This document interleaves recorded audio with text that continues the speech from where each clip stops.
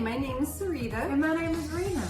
We are both past patients with Mexico Bariatric Center, and we are here to break the stigma of having weight loss surgery in Tijuana, Mexico. We will be covering all things bariatric to help you get the most out of this weight loss journey. Hey friends, welcome to Can You Stomach This? Episode 8. Yes. And our subject today is stalls, which is a very popular subject. We get a lot of questions about it. So we are very happy to be able to do this podcast and hopefully answer all of the questions. Yes, and intro our new name. Can you stomach this? Right, we have a new name. Right, because stalls. Stalls are not fun. They're not easy. But guess what? You can stomach it. Yes. You can get through it. You can. So, what are stalls? Stalls, essentially your body is catching up. Yeah. Your body and metabolism will begin to adjust to the changes made during surgery. So it takes time to adjust and catch up. And most likely you will have a stall. Don't know when, don't know for how long, but most likely in your journey. Everybody stalls differently. Right. There does seem to be a common trend at the 3-week mark. Yes. Yes. I didn't have a 3-week stall I did not either. at the 3-week mark, but I did have a 3-week stall. But we'll talk about that later. So, stalls are essentially your body catching up. Right. There are some things you could be doing to hinder your loss, but not necessarily. So we do see dramatic weight loss after bariatric surgery, usually in that first 6 months to a year, right? Yes. And not all of that weight loss is from fat. Some of it is muscle. Yeah. Losing muscle decreases the rate at which you burn energy, in turn slowing fat loss. Yes, and everybody needs exercise. Yes, like everybody. literally every person needs exercise. It's not about weight loss. Right, you need to keep active like from day one. For the first 8 weeks you can walk, and then after that you can start to do some more moderate exercise. Yeah, everybody should be exercising. Exercising is vital to your health in general. So what are some other things aside from weight loss that are good for you?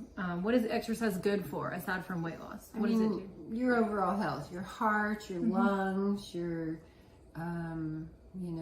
for women especially, your bone loss. I mean, there's your overall health. Yeah. You said heart, lungs, and with your lungs, getting that extra oxygen in helps your brain. Right, mental health. Yeah, so much stuff that exercise is good for, and so the thing is, as you lose weight, it is essential for weight loss too. So as you lose weight, your body requires less energy to sustain itself. Right. And so that means that like your total daily energy expenditure is going to be a lot different at like 250 pounds than it was at 350 pounds. What did you say? Explain this. TDEE, the estimation of how many calories you burn per day when exercise is taken into account. In other words, Sarita, it means how much you eat depending on what you do. Okay, that makes more sense to me. Yeah, it does. It makes more sense to me too, because what even is total energy expenditure? So the best way to navigate your stalls to determine why you're stalling. Are you stalling because of your diet? Maybe. Maybe. Adding food to your plate does not mean you'll gain weight. Right. We do have that mindset, if we eat less, we lose more. And that's not always true in this case. We need to add protein-rich foods, lean meats. Yeah, for sure.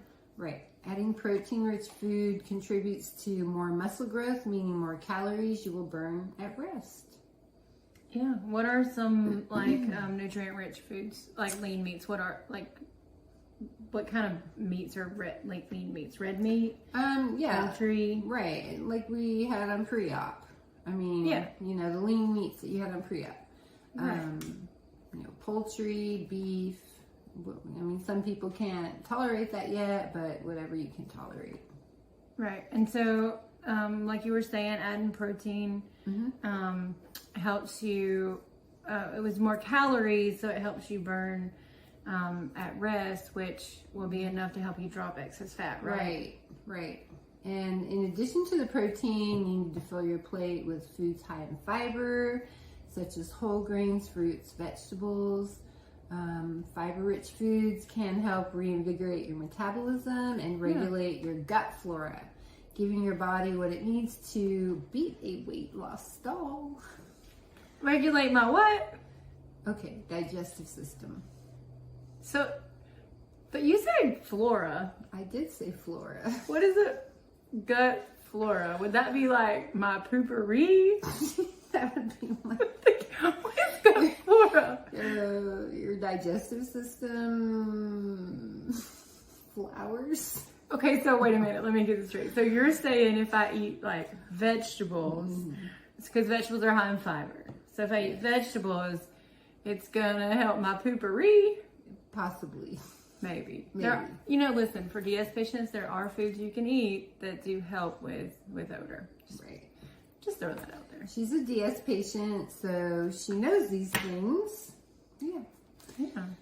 So moving on from the poopery. Yeah. Another thing that could be contributing to a stall would be activity levels. We did kind of go over a little bit about exercise and moving your body, but let's talk about, are you getting enough exercise? Are you not getting enough exercise? Because, I mean, are you overdoing it? Or, because you can overdo it. You can do too much and put yourself into like a stall. Right, you can, absolutely. I see it all the time. Yeah, so we can talk about that. So, like, surgery is not a magic wand. You do have to work it, and, exercise is part of that. Stalling can come from both too much and not enough, like I said. But it is a tool, and you have to use it. And I do say all the time to people that surgery is like buying a saw. So if you go to the store and you buy a saw and you throw that saw over in the corner, or like you don't take it out of the box, then it's not going to cut the wood that you're trying to build a shelf with. You have to use it. You have to take it out. You have to plug it up. You have to put it on. You have to pull the trigger. I mean, that's assuming you're using an electric saw, right? If it's either way, it's a power tool. So you have to use the saw. It's not gonna help you build the shelf if you don't use it. And so surgery is a tool. As long as you use it, it will work for you. You have to continue using it forever. It is forever. It is lifelong. I mean, being 5 years post-op, it's still a tool to you. Well, I'm almost 6 years now. If you don't put your saw on the shelf, it's not going to work. Right. I mean, if you don't put your saw to the wood, it's not going to work, is it? I mean, if I don't continue doing what I'm doing, eating right, exercising, then I will be right back where I started. Right. So, not only do you have to watch what you eat, but you have to move your body, like what we're talking about. But not enough exercise can put you in a stall. In that exercise then forces your body to remove stored fat, and anything helps. Right. So first 8 weeks, walking. Yes. After you're cleared at 8 weeks to do more activity, try some other high intense training. You can join the gym, you can take classes. I mean, there's so many things you can do. Yeah, so many things you can do. And everybody needs it. Don't overdo it. You don't overdo it. Over exercising while you're not eating enough will begin to break your body down. Yes. Causing moodiness, injury, and slow metabolism, which again can throw you back into a stall. Yeah, so that goes back to what we said a minute ago about that FDEE, as in like you have to put in what you spend.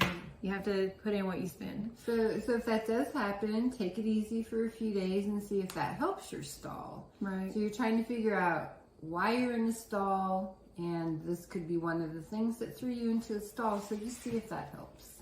Yeah, absolutely.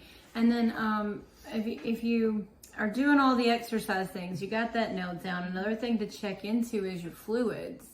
It is so important to stay hydrated. You will hear us say a million times, if you are ever working with anybody in bariatrics and they say, it doesn't matter how much you drink, please run away from that person. It matters. Run away. It matters so much. Hydration is the key to weight loss. You literally lose your fat that way. So it's super important to drink lots of liquid because liquids give your body what it needs to function properly. Keep in mind, water is the healthiest option. You should be getting in lots and lots of water. And liquid also helps the vitamins and nutrients you consume travel to all the necessary parts of your body. So that is super important. It's important for healing. It's important for dropping excess weight. Not usually, but you do drop your excess weight through your urine. So the more you drink, we pee our pounds. You pee our pounds out. Not our pants. Not pants. No, pounds. We pee our pounds. We don't pee our pants. Yeah. So, we don't pee our pants. Well, no. Increasing hydration should help kickstart your metabolism back into action. It should. So that's something else to consider, for your stall. Do not drink alcohol. Consuming wine, liquor, or beer, you could be creating a weight loss stall. Yeah, I mean, look, you can have alcohol after 8 weeks. It's okay. Right. But if you're in a stall and you're drinking alcohol, then stop. Because potentially the alcohol is what's causing it. Could be what's causing the stall. And your goal here is to identify the issue. Right. And so I'm gonna plug in sugar-free hydration because sugar equals carbs equals fat. Right. It's one of our favorite things to say. Yes, it is. And so always choose sugar-free hydration. Alcohol is not always sugar-free. Most likely not. It's full of calories. Yes, calories and sugars. So yes, lots of that. Carbonation sometimes. Right. And so at this point, you've gone through your diet, you've checked your activity level, and you've checked your fluids. And if you've checked yourself, then you're nailing that. You're nailing that diet. It's nothing in your diet. If you're nailing that activity level, not too much, not too little, you are getting in half your body weight in ounces, or a minimum 64, then it's likely that your body's just catching up. And, that's just part of the process, especially during that rapid weight loss phase, that first year, your rapid weight loss wreaks havoc on our body anyway. And so just don't stress. Follow the guidelines. Trust the process. Yes, people say that all the time. Yes, you will hear trust the process all the time, and people are like, I'm tired of hearing trust the process, but it's a real thing. Trust the process. Follow the guidelines, and don't stress. Which brings us to stress. Stress is another cause of stalls because your body cannot lose weight if you're super stressing, because your stress will hinder your weight loss goals. It will slow down your metabolism.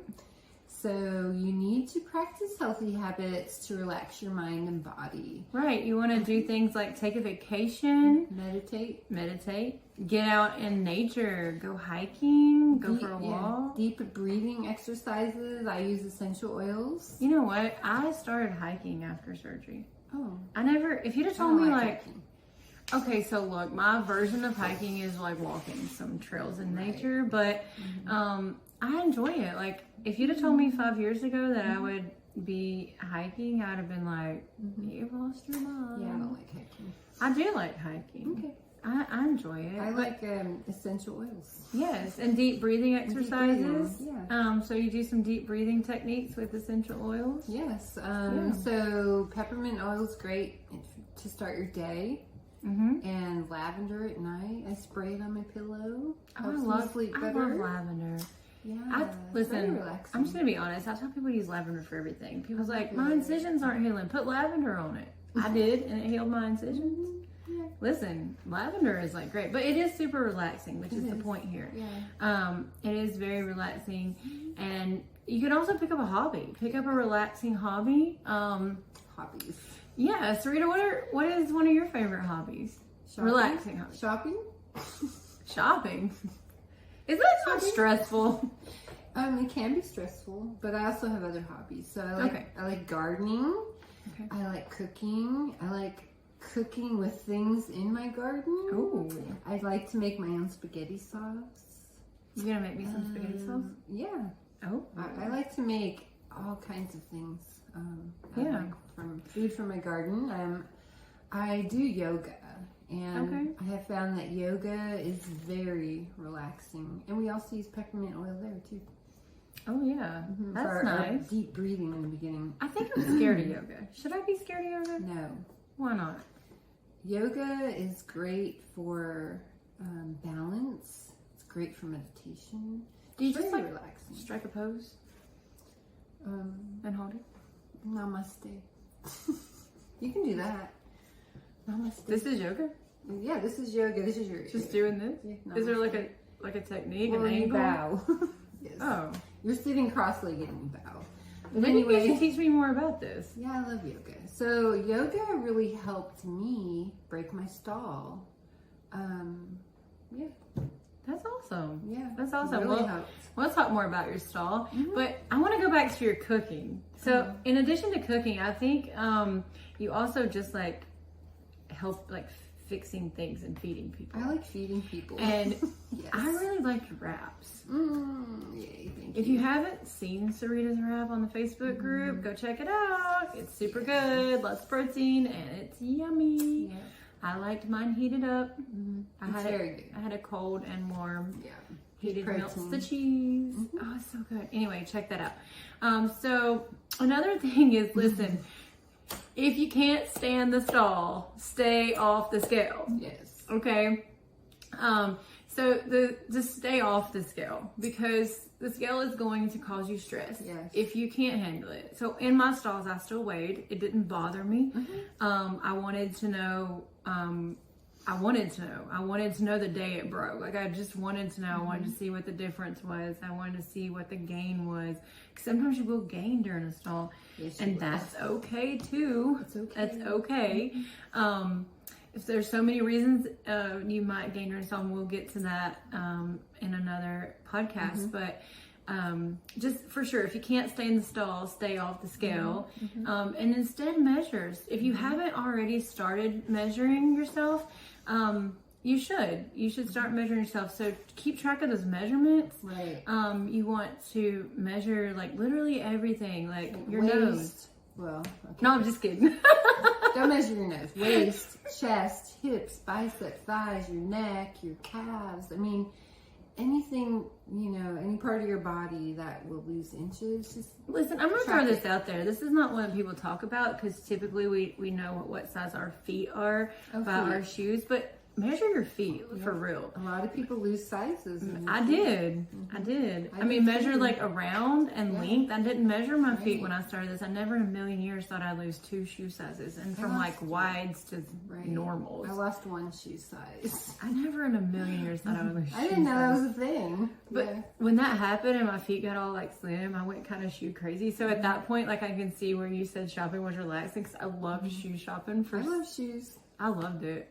I had to stop. I have so many shoes I've never even worn. Oh, I have over 100 pair of shoes. In fact, I'm wearing a new pair of boots that I've had like 2 years. I finally decided to wear them this year. So anyway, but definitely start measuring everything, because even when you're not losing weight, you're shedding fat, and Yes. which will make your inches go down. Right. And then you'll lose again. And what's that handy dandy thing you have that's like you measure? What's that handy dandy I thing? have the called? Renpho measuring tape, and I also have the Renpho scale. So I have an app on my phone, the Renpho app, and you can take your measurements with this tape and track the inches on the app. and it kind of like syncs up to it. It's very cool. You don't have to plug numbers in. No, you just like wrap the thing around and press a button, and it automatically uploads it. Yeah, picks it I need up. to get one of those. Yeah, the scale and the measuring tape are like I should really do that. Cool tools. Yeah, I think that would be super cool. So the bottom line is, even if you're doing everything right, make good food choices. You're exercising, getting the right fluids. Yeah, then it's probably that you're still gonna hit a stall. Like, it doesn't matter what you do. You can do all the right things and still hit a stall. It's gonna happen. These stalls can last anywhere from days, months, weeks. Yes. Maybe I should have said days, weeks, months. Yeah, days, weeks, or months. Days, weeks, or months. These stalls they happen. They're gonna happen. They're part of the process. There's nothing you can do. We've had our stalls. We have had stalls. We've had stalls. We have had stalls. Yeah. We for sure. But you can only help the stalls if it's the diet, the activity. Right. So I had a 7-month stall. That's a long stall. That was a really long stall. That's a really long stall. It was really long. But to me, what's more amazing about your really long stall is the amount of weight that you lost after it without any type of revision or anything like that. So it's not my story though.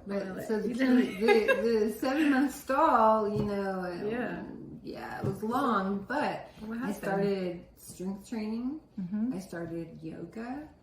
And I lost an additional 50 pounds after my 7-month stall. And I was to the point, I hated looking at the scale. And my trainer would weigh me every night. So it stressed you out. It stressed me out. Yeah. Finally, I got to the point, I said, I don't even care anymore. I'm going to let it go. He's going to weigh me. I'm not even going to look. He was on my Renfo app. And so after I kind of... Don't open the app. Right. Yeah. Okay. After I kind of let go of that, the stress, like it just started dropping off. And you stopped stressing I it. stopped stressing So the it. stress in that case maybe was slowing your metabolism. It was definitely. And that's awesome. And then too, probably you were... I got serious. Yeah. About tracking my food and just really committing to, the exercise and the yoga. And, Okay. Do you at this point in time, do you still lose some pounds here and there? I go up and down a few pounds still, but I've been maintaining my weight loss for 4.5 years now. A little over 4.5 years. Yeah. So I'm almost 6 years. I feel like you've reached that that goal, and I have. So you're in the maintenance. I've been in maintenance for Maintenance 4.5 years now. Yeah, that's awesome. But it's a lifelong thing. I have to eat correctly. I have to hydrate correctly, and I have to use your tool. I have to use my tool, and I have to do exercise. I have to stay active. That's what I have to do. And I do. You really I'm do. very active. Yeah. You are. So for me, I mentioned earlier I did stall. I didn't hit the 3-week stall, but at 2 months out, I did stall for 3 weeks. And let me be completely transparent. I don't remember my stalls. I didn't remember them. I had to go look them up, and I'm gonna plug track in here because we say track everything. And if I hadn't tracked my stall, if I hadn't tracked my weight, I wouldn't have known the answers to these questions. Right. But for sure, track your weight. So I was able to go back and look, and according to my tracker, I at 2 months out lost. I stalled for 3 weeks, and then after that, so that would have been like in July, right? And then so I stalled again from Christmas until February. So it's like 2 months. It's a whole nother podcast. So I only lost 4 pounds in that from Christmas to February, and I don't know off the top of my head, maybe later when I think about it. But I would say, just knowing what I know about life and weight loss and this journey, that it was probably my fault that I stalled. It was my fault I stalled. I mean, I would say that because it's Christmas, and I don't remember off the top of my head. I mean, I know if I think about it, I will, but it was Christmas, I was probably eating things I shouldn't have. And once you start, actually, now that I think about this, exactly what happened. You know, you start eating Christmas food. Thanksgiving. Christmas foods are full of carbs and after. it was, but I probably had leftover Thanksgiving food. But anyway, but Christmas to, I mean, Thanksgiving probably started it, just being honest, but Christmas to February, you know, you start eating that sugar and carbs. Sugar equals carbs equals fat. That put me in a stall. And then once, we can talk about this all later, but once you get into that cycle, it's hard to get out of it, especially in winter months. Yes. Because in the winter months, you just want to comfort. You want comfort. You want comfort food. You want comfort carbs. And you're not as active. You're not as active. You're not as active because of the weather change. And so, but also I stalled again. So then my weight loss was still kind of like, I only lost 2 pounds in February at that. And then, from February to June, I only lost 2 pounds. So that's an even longer stall. So it's a 4-month stall. That is a 4-month. I mean, so essentially I lost 6 pounds from Christmas to June. If you That's really, a pound a month. It's not a lot. No. It's not a lot. And then, but then, looking back at that, I lost, I reached my maximum that I could lose with the VSG. I reached that by August 18, which was 15 months post-op, and I'd lost 150 pounds by 15 months post-op. That's a lot. Yeah, and then, so I want to say too, going back to the inches, tracking your inches thing. So from the time I had my sleeve in May of 2018 until I had my DS in June of 2021, I had only lost like 2 sizes, like in clothes. But I lost 150 pounds. It seems like you would have lost a lot more sizes. You would think so. Yeah. But get this, after I had DS, so from June of 2021 until now, now it's it's October. October 1st. It's October. So October of 2022. So in that, what is that? 14 months. 14, 15 months, something like that. Anyway, so in that amount of time, I've lost like, well, depending on what you look at, but I've lost like 4 pant sizes. Like I've lost a lot of inches, almost double the inches. So it wasn't as many in pounds, because I think the pounds, I've lost 210 pounds.